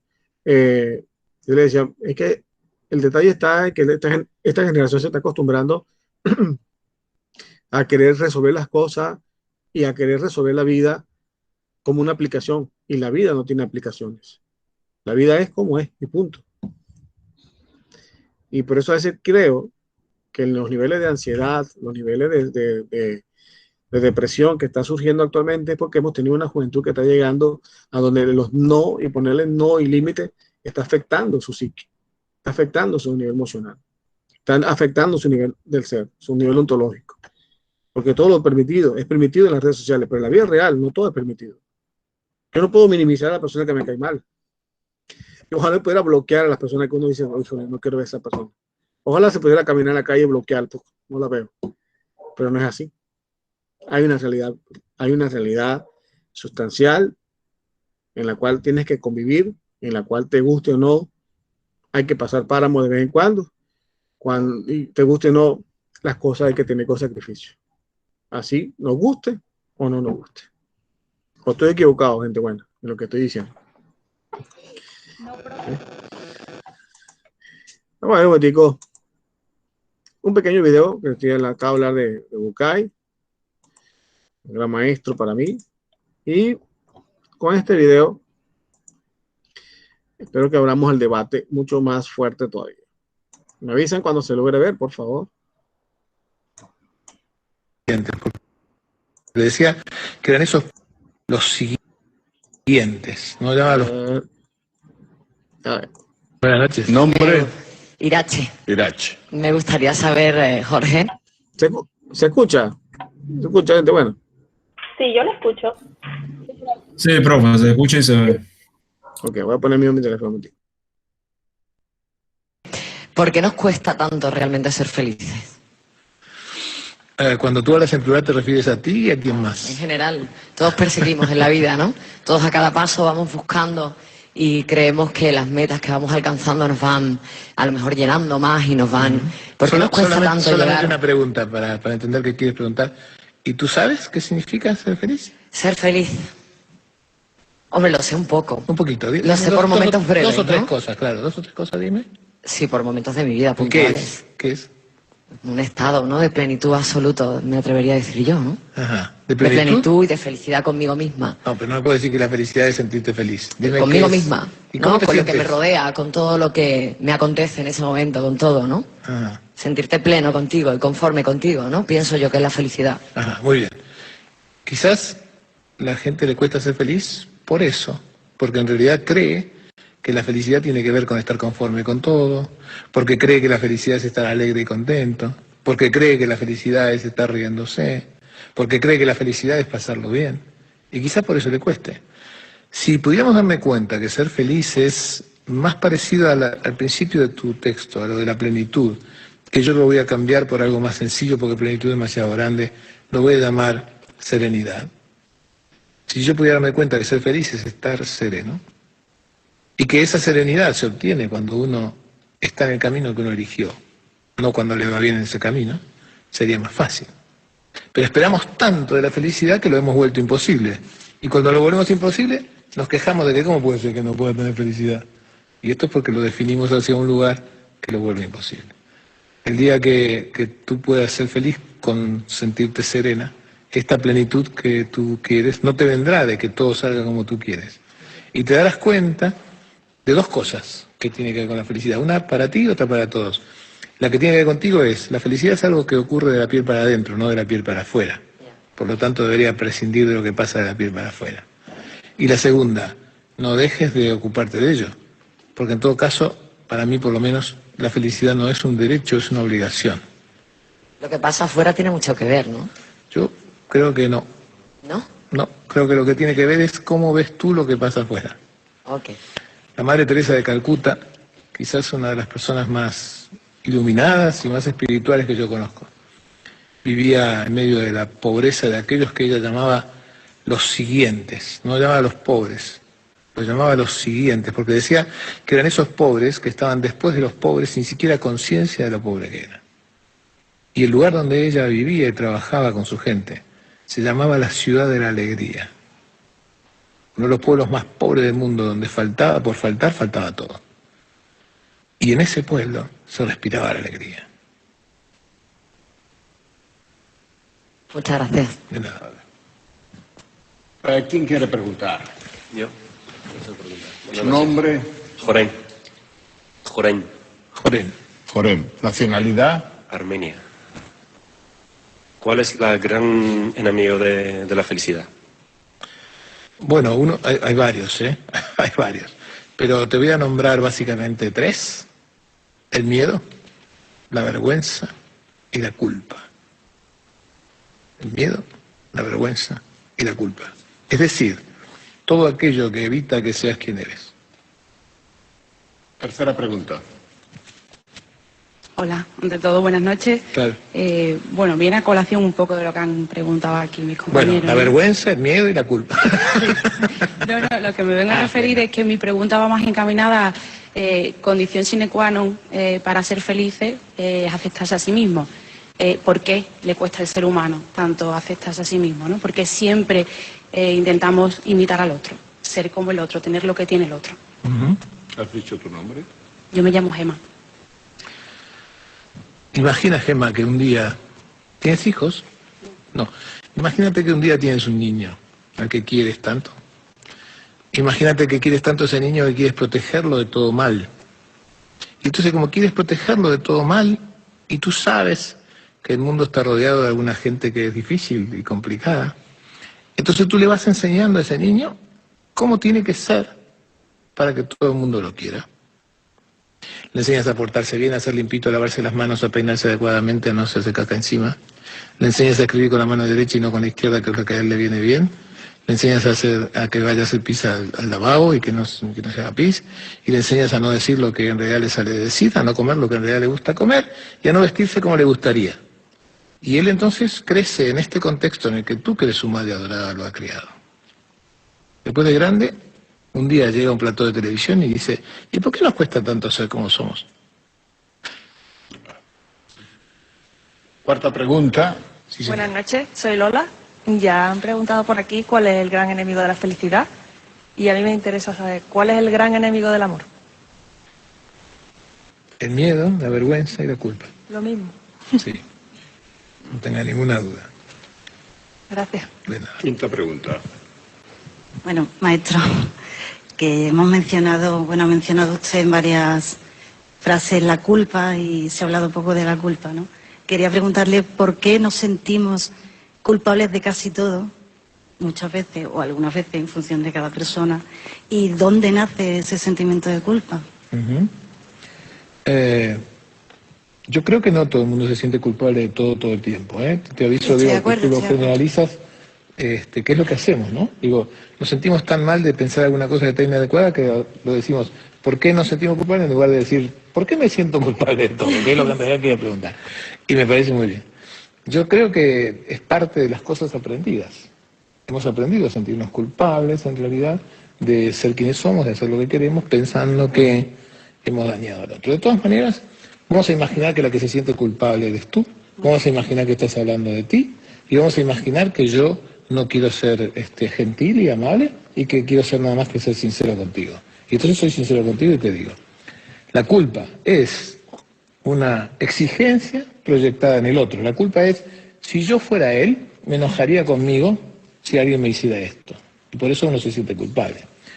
Dicho de otra manera, ¿cuál es tu nombre? Rocío.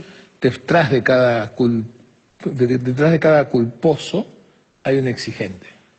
Cuanto más exigente, más culposo. ¿Quiere dejar de ser culposa? Ya sabes por dónde van los tiros. Eso es difícil cuando uno es exigente, por Claro, naturaleza propia. deja de ser exigente y verás qué pasa con tu Muy culpa. bien, pues muchas gracias. De nada. Otra pregunta.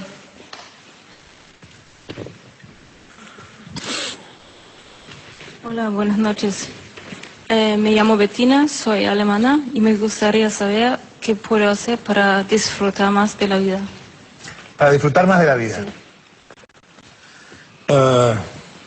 Pues tiene cara de felicidad. Sí. La verdad es que, aunque parezca mentira, para disfrutar más de la vida no hay que hacer nada. Porque disfrutar de la vida es como estar arriba de un auto que está en una pendiente, digamos, leve, pero hacia abajo. Y entonces tú preguntas, ¿qué tengo que hacer para que el auto avance? Y yo contesto, nada. No tienes que hacer nada. Deja de apretar el freno y deja de forzar el motor para llegar más rápido y deja que el auto avance a su ritmo y verás cómo todo funciona absolutamente bien.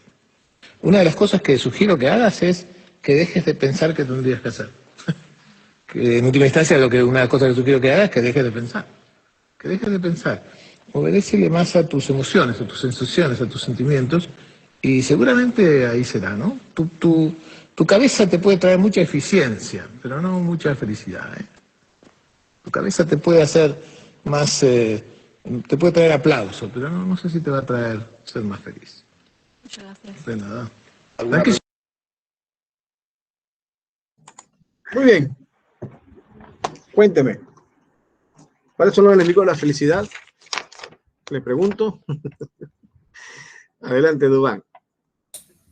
Bueno, profesor, primero que todo, me quiero llevar, el primer cuestionamiento me lo quiero llevar yo a la primicia. Noté algo escuchando. El caballero, el que le dicen el gran maestro, me encantó cómo habló el señor, bastante conciso. Noté que cada persona que hablaba en general, él le invitaba a que hablara en forma, ajá, correcto. Y me encantó, y me encantó. Entonces, la última muchacha, ella, como no sé si lo habrá notado, ella sí vino y preguntó, ¿qué puedo hacer yo? ¿Cómo fue la pregunta? Para vivir mejor. No, Para no. vivir mejor, correcto. Sí, sí, ¿qué iba a hacer para vivir mejor? Y él los invitaba a que hicieran las preguntas en forma propia, no hablando en general, porque tú quieres saber algo, pero pues, exacto, ahí mismo viene, porque tú quieres saber algo, tú lo quieres saber. Y bueno, fue algo que noté y me encantó como el caballero siempre hablaba sobre ti, habla sobre ti. Exactamente, exactamente. Muy bien, Iván, excelente tu intervención. A ver, escucho algún comentario más sobre el video. ¿No le gustó? Pregunto porque me gusta que la gente hable. ¿Qué es la felicidad? Profe, Mande. o sea, pregunta, respuesta, no sé, comentario. Cuenta. ¿Será que estamos tan acostumbrados como sociedad a lo que ya nosotros empaquetamos como lo común, como lo aceptable, como lo que es, como lo que percibimos, o sea, como lo que tenemos como percepción como sociedad de que estamos felices, que estamos bien, o nivel de felicidad, y que por eso todo el mundo se mide a través de la misma vara y que por eso hay tanta gente que cree que es infeliz sin saber que realmente no es infeliz, sino que estás midiéndote estás como midiéndote con valga la redundancia, como con la regla o con la cinta equivocada. Y que también todo lo que va contra la corriente, y usted lo mencionó hace rato, o sea, todo lo que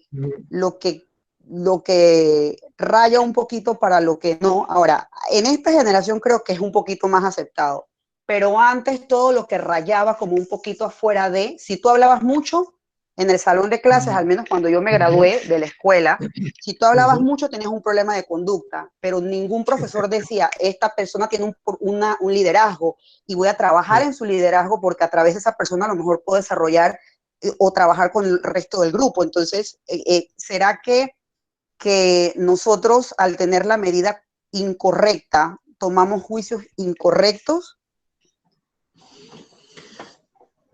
Mira, la respuesta puede ser muy compleja lo que te voy a decir, pero en cierta parte creo que nosotros estamos muy mal acostumbrados, y es algo cultural, de medir a las demás personas con una vara que no corresponde. O incluso proyectamos en otros lo que nosotros somos. ¿Sí? Es ahí donde uno puede cuestionarse, como decía ahorita Jorge, quizá como la primera chica que le preguntó, nos ocupamos tanto de lo que hay afuera, y eso que hay afuera nos lo asumimos como parte o no de la felicidad. Creo que eso va por ahí. No sé si te puedo responder, Dora, pero creo que nosotros sí, totalmente, ajá. Totalmente, profe. Creo que yo totalmente, y ahora voy a traer un ejemplo, comentario / consejo de vida para todo el que lo pueda tomar como un consejo. Traes ese ejemplo porque voy a exponer, por ejemplo, un tema. Yo tampoco me gusta hablar de mi vida privada, pero, por ejemplo, yo durante el tiempo de pandemia, en una clase anterior les había comentado que yo un día decidí como es que, o sea, realmente, ¿para qué estoy haciendo esto? No soy ni tan feliz. Voy a decidir tomar un año sabático y ver cómo pensar y etcétera, etcétera.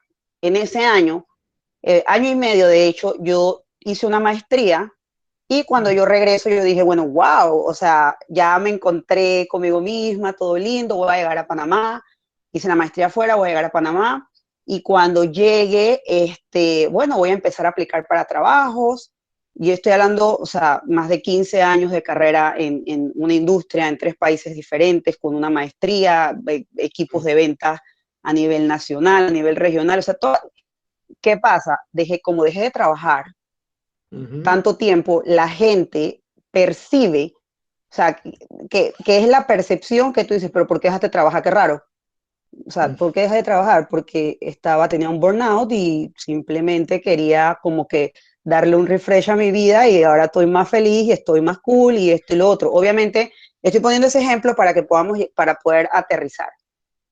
Ese tema a mí me hizo entender o me hizo comprender en mí particularmente cuántas veces yo había hecho lo mismo señalando a personas en diferentes aspectos y lo malo que puede ser, porque digo, yo había tenido 1 año y medio en el que había estado de año sabático, así que estaba bien relax, pero personas que quizás estén buscando trabajo con una necesidad mucho más fuerte, que te acaban de despedir o algo, puedes caer hasta en un periodo de ansiedad y de estrés.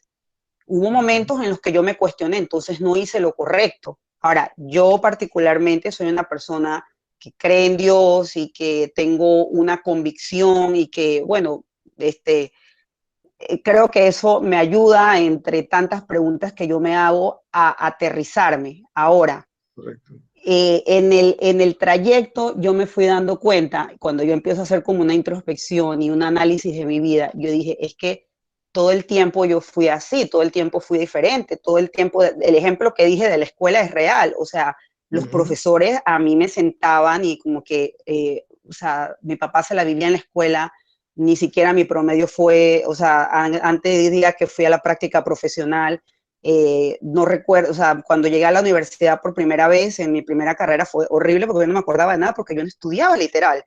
Entonces, pero había otras características que la gente no había visto y que son las características que después me llevaron a tener otras experiencias de vida. ¿Qué es lo que le quiero decir? O sea, que nosotros no estamos acostumbrados a lo que no es normal.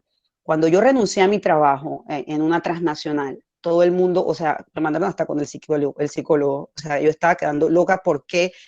¿Cómo vas a dejar tu trabajo? Estás prospectada para esto, porque quiero tener tranquilidad y felicidad, y el dinero no puede comprar todas las cosas. O sea, hay cosas que el dinero definitivamente no puede comprar, hay cosas que por más que tú le inviertas ahorita, por ejemplo, si hay alguien aquí que su papá es el que está aferrado que estudie psicología, desde ya te digo, o sea, negaste plata, porque eventualmente vas a terminar estudiando otra cosa y vas a ser infeliz y te vas a sentir mal, porque ser diferente no está mal. El tema está en que nosotros, como usted dijo, no tenemos convicción de lo que somos, no tenemos convicción de lo que creemos y nos dejamos arrastrar. Y por eso es que traía el ejemplo de que como sociedad, si no tienes una edad y no te has casado, o si no tienes una edad y no has logrado nada, y a mí la gente todavía hasta el sol de hoy me pregunta, pero si ya tú tienes un título, ¿para qué vas a estudiar otra cosa? O sea, porque me siento feliz, o sea, no entiendo. Entonces, creo que la visión, sobre todo de las nuevas generaciones, debe estar en esa aceptación. Y no estoy hablando nada más de la aceptación de que todo el mundo quiere estar hablando del LGTB, ZHW, no. Estoy hablando de la aceptación de la individualidad de cada persona y de que nosotros somos como humanos complementos uno del otro. Entonces, al ser complementos, vamos a lograr más porque ninguno somos islas. Pero que ese mismo encajonarnos como sociedad, ese mismo estar metidos en esa cajita y que cuando algo sale diferente o que raya en un poquito diferente, lo etiquetamos o lo segregamos o lo señalamos y lo apuñalamos y todo lo que le podamos tirar, le vamos a tirar. Para que no vaya en contra del como el monkey see, monkey do, o sea, como el monito se va a subir, o sea, quita que se va a subir. Ya, profe, era todo. El desahogo de la semana.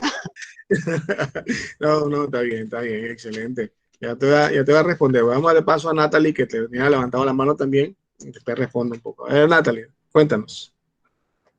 Ya la había bajado y todo. Pero estuvo bueno el aporte de la compañera. No, yo lo que quería decir era que también todos percibimos la felicidad de manera diferente, porque De repente lo que a ti te da felicidad, a mí no, y lo que a mí me da felicidad, a ti no. De repente para mí la felicidad me la da estar en mi casa viendo una película, no sé, etcétera. Y a otra persona le da felicidad irse para una discoteca. O sea, todos percibimos la vida de manera diferente. Entonces, Exactamente. eso es lo que quería comentar. Muy bien, Natalie. Voy a empezar de lo que dijo Natalie y comentar lo que dijo Dora. Natalie, tú dices algo que es muy cierto. Cada quien ve la felicidad de manera diferente, pero yo te pregunto a ti y a todos, ¿no será que la felicidad es tan inagotable que no la podemos conceptualizar y por lo tanto cada quien vive la experiencia diferente? Porque ella es así, porque la vida es diferente. Es la interrogante que me surge en este momento. Comentando lo que dice Dora, ciertamente la pregunta que me surgió cuando escuchaba a Dora era, ¿realmente el que toma una decisión está siendo anormal o realmente la gente anormal son los otros, cuando somos más del común? Es la duda que te genera uno, ¿no? O sea, ¿quiénes realmente estamos rompiendo? ¿O quién es que realmente está dentro de ese espacio anormal? ¿El que toma una decisión que lleva a la contraria o aquellos que están allá sumisos a? Ese es el interrogante que puedo dejar ahí. Catherine, adelante. Yo considero que romper los esquemas te da una felicidad muy grande. O sea, tú no puedes vivir en base a complejos, no puedes vivir en base al que dirán, no puedes vivir en base a aprobaciones. O sea, tú tienes que vivir, tienes que romper las ataduras. La vida nunca va a ser igual para nadie, pero si no cruzas la puerta, no vas a ver esa felicidad que vuelvo yo y repito. Cuando uno cierra los ojos y uno trata de tocarse, como digo yo, el alma, te encierras en un cuarto y vives tu tiempo de soledad, te conoces a ti mismo, te vas a dar cuenta de la felicidad. O sea, vas a encontrar la felicidad 100% en ti. Correcto. Totalmente. Interesante, Catherine, pero para crear un poquito de controversia también. ¿Y qué pasa si Catherine, si a mí me hace feliz seguir los esquemas? Exactamente.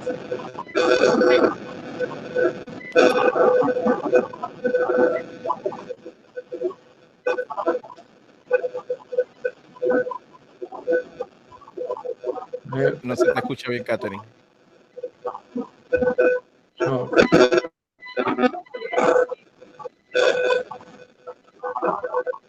No se escucha bien. No se escucha bien. Ahora me escuchan. Ahora me escuchan. Ok. Sí, yo sigo los esquemas, pero si en grado caso tal hay un esquema que me afecta mi vida o no me deja ser feliz o yo lo siento, simplemente yo tengo que romper esa barrera para seguir. O sea, yo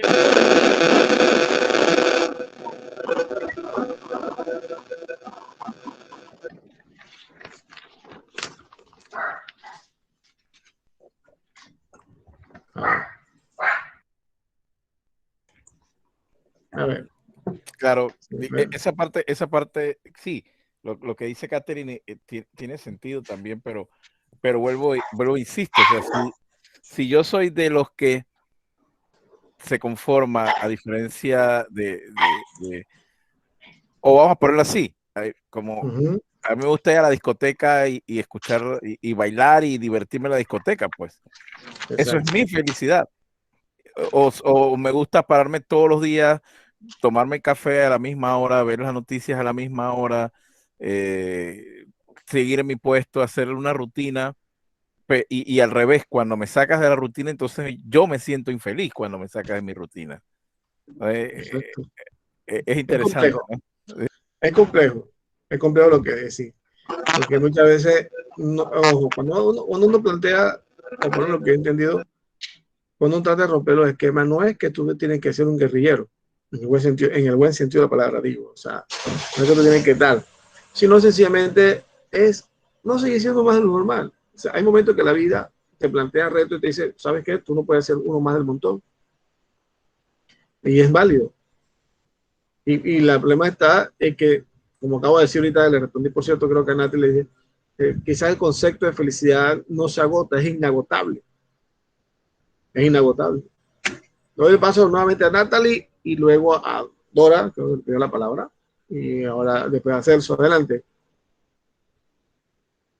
Claro, es que precisamente cada quien es feliz con su manera de ver la vida. De repente, como dice Edgardo, la felicidad la ve en seguir estereotipos, o sea, no estoy hablando de él específicamente, como una persona X, ve la felicidad en seguir estereotipos, tal, pero de repente otra persona ve felicidad en romperlo.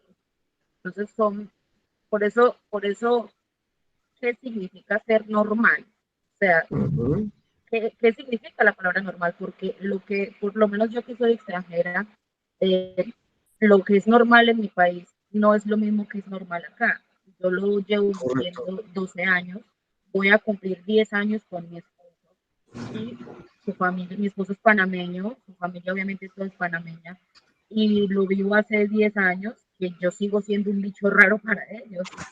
Porque para lo que para mí es normal, para ellos no lo es. De repente ellos son más parranderos y ellos pretenden que yo me una a eso, pero yo no, yo soy más calmada. Entonces para ellos yo soy rara y de repente antipática o lo que sea, pero pues simplemente yo soy así. Exacto, exacto. Pero interesante. Bueno, ahora te respondo para cerrar la clase. Dora, adelante. Voy a responder lo que sea.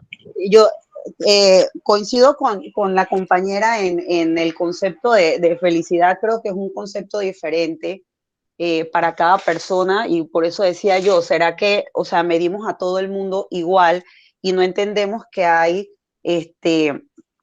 diferencias y que cada uno va a ser diferente a su manera?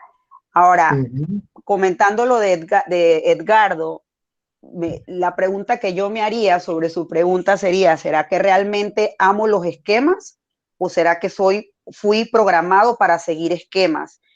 Y al ser programado para seguir esquemas, no he reconocido que no me gusta seguir esquemas, porque digo, tampoco, voy a hacer un paréntesis, tampoco es que soy una rebelde sin causa, compañero, pero a lo que quiero decir es que cuando comienza esa temporada de autoconocimiento, de esa introspección, de realmente entender qué me hizo feliz, qué no me ha hecho feliz. Y si me encantó el video que mandó en el grupo, profe, y si mañana, o sea, no amanezco, ¿qué? O sea, y si mañana mi mamá no amanece, ¿qué? O sea, ¿cuántos bueno, estoy seguro que más de la mitad le suena el teléfono y es la mamá, y todos así como que, ay, mi mamá, ¿qué quiere?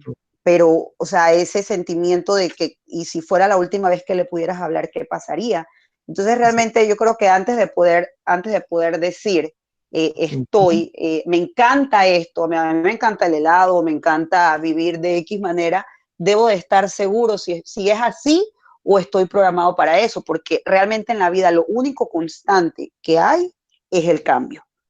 O sea, no va a dejar de cambiar, no vamos a dejar de tener situaciones, nadie sabe mañana qué va a pasar y o sea, si yo estoy programado para solamente estar, que eso es lo que hace, o sea, eso es lo que hace la educación original, que fue una educación programada para militares, para que siguieran y obedecieran, por eso tenemos uniformes, por eso usamos uniformes hasta el sol de hoy, por eso no te dejaban entrar a una clase con el pelo de una manera, o sea, por eso no te podías sacar una ceja, pero ahora entonces estamos sufriendo, por ejemplo, aquí en Panamá, porque no hay variedad de profesiones y porque todo el mundo tiene las mismas profesiones, pero cuando tenías a chicos en escuela que llegaban con el cabello con un corte diferente, lo programaste para decir eso está mal y reprimiste. Y un ejemplo que yo encuentro de eso, ¿saben qué es? En la pandemia, todos los que querían andar de fiesta y brincando y saltando sin entender, tenían entre 18 y 20 y tantos años. Correcto. ¿Por qué? Porque estabas programado a la libertad, programado al panameño es fiestero. Fíjate, la compañera, o sea, tiene 10 años aquí, el primer concepto que dijo el panameño es fiestero, y ese es el concepto que todas las personas tienen. Entonces, o sea, todo el mundo se sujetó en los otros países y Panamá en la fiesta. Entonces, ¿por qué? Porque fuimos programados, o sea, la felicidad no solamente en Panamá, en muchos latinos está siendo programada para a la felicidad Me refería está específicamente a la familia de mi esposo. No, pero no, disculpa, no lo dije de mala manera, digo, esa es la realidad que vivimos. O sea, el panameño La afuera percepción. está visto, la percepción que está haciendo así. Entonces, ¿qué pasa? Claro, está siendo programado desde ya para ser reprimido de una manera, pero para entonces mostrar felicidad con un súper fiestón, con un pachangón, con no sé cuántas botellas, con esto y lo otro, porque estamos siendo programados. Entonces, creo que una de las preguntas internas, no se trata de tener razón o no razón, se trata de una pregunta interna que uno se tiene que hacer es, ¿realmente esto es lo que yo quiero o esto es lo que los demás quieren que yo haga o que yo viva o que yo sea? Y están programándome y están poniéndome un pie en el pescuezo, iba a decir ese de pescuezo, en el cuello para que haga o no hagas, porque realmente, o sea, no todo el mundo tiene un nivel alto de resiliencia de decir, yo voy como el profesor que dijo, a mí no me importa que no me pases la carrera, yo voy a manejar taxi. Y nosotros ni siquiera sabemos el contexto, o sea, yo no sé el contexto de cómo era la economía en la casa del profesor, pero si había un papá que estaba diciendo, no te la voy a pagar, era porque la podía pagar. Entonces, o sea, ya yo como persona puedo decir, bueno, el profesor, una persona resiliente, porque él dijo, no me importa, o sea, yo voy a aguantar lo que tenga que aguantar por sentarme en ese carro porque yo voy a cumplir mi sueño. Entonces, esa es como una pregunta que dejo ahí al aire para que meditemos. No, está bien, totalmente. Totalmente. Buen debate. Sí, señor, buen debate. Bien, Nedelka iba a hablar y luego Natalie creo que me pidió la palabra nuevamente. Adelante. Sí, buenas noches. Profesor, una pregunta o una duda. Si hablamos de la felicidad, como que para mí la felicidad que yo tenía cuando tenía 18 años no es la misma que voy a tener ahora que tengo 30 o que tengo hijos cuando no tenía hijos. Entonces yo pienso que la felicidad es como toda en la vida, una etapa. Así como hay momentos buenos, la felicidad nunca es eterna, porque no es que tengo 30 años y los 30 años de mi vida fui plenamente feliz. No, yo pienso que la felicidad es algo como que es temporal. Quizás yo pensé que a los 18 años tomando cerveza, salir con mis amigos, era mi felicidad. Quizás mi mamá me decía, no, oye, pero es que mira que esto. Pero quizás yo cuando llegué a un punto de que esta felicidad llegó hasta aquí y esa etapa llegó de que yo creí y me satisfacía como felicidad propia, llegó y bueno, tuve hijos, ahora disfruto la etapa y soy feliz como mamá, pero no siempre en esa etapa voy a ser totalmente feliz. Entonces creo que es como dijo el doctor, que es algo interno tuyo, o sea, a pesar de todo lo malo de cada etapa de mi vida, permanecer como esa felicidad interna tuya. O sea, porque es que no, mi comportamiento adulto no va a ser ahora el pensamiento que yo diga, no, pero es que quizás en su casa él no lo quiere y él con sus amigos arrancando se siente felicidad. Entonces hay que ver como cada etapa de qué, por qué esa persona actúa o considera de que eso es felicidad, es lo que pienso, ¿no? Interesante, Nedelka, lo que dice. Ciertamente nosotros vivimos etapas en nuestra vida que a veces creemos que es, o si entra en parte de la felicidad, ¿por qué no? El tener una fiesta, tal. Y ahí donde dice Jorge, a veces cargamos culpa sin tener culpa. ¿Me entiendes? O sea, disfruta la vida y si hay que asumir responsabilidades, se asume. Pero ¿por qué vivir la vida con una culpa? Es que, bueno, no sé si cuando tuve joven el rumbear demasiado me era bien. Ya listo, hermano. Pasamos. Sigue. Cada cosa que vivimos en la vida, ahora nuestras decisiones obviamente configuran o tienden a ser un poco configurar nuestra realidad o nuestra percepción de la felicidad. ¿Ok? Celso, adelante. Sí, bueno, me gusta mucho su pensamiento sobre lo de la felicidad y también quería compartir mi pensar, pues, que creo que ya lo había dicho aquí, que para mí la felicidad es como esta base de complementos, pues. Y como primero que todo hay que diferenciar como el ser feliz y el ser alegre, porque creo que Correcto. son dos cosas diferentes. Totalmente, totalmente, totalmente, Celso. Y también que la felicidad como está, para mí pues, lo deduje como que esta base como si fuera un rompecabezas. Creo yo que cada persona tiene por lo menos dos cosas que nos hacen sentir feliz, pues.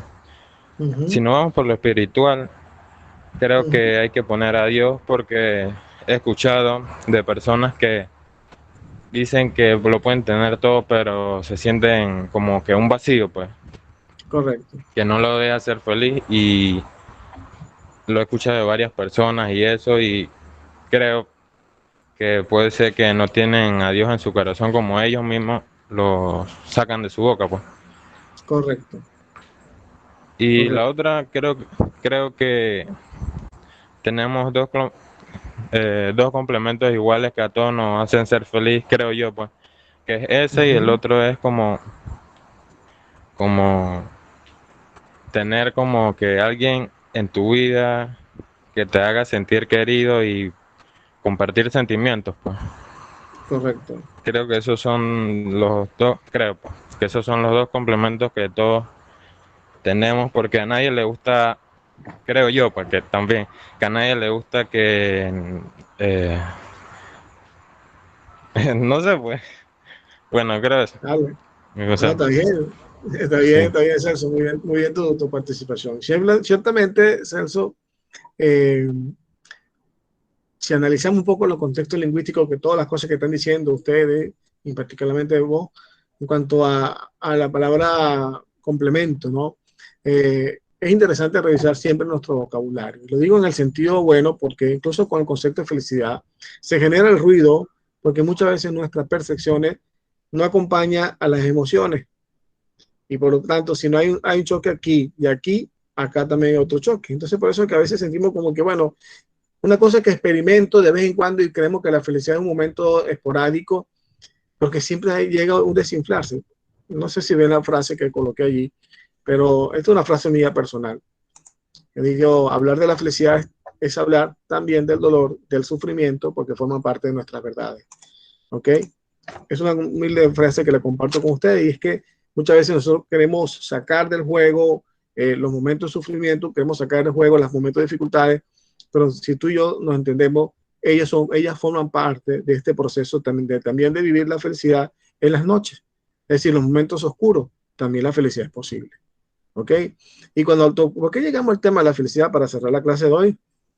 Porque sencillamente el tema de la ontología, como lo dije al inicio de la clase, toca el ser.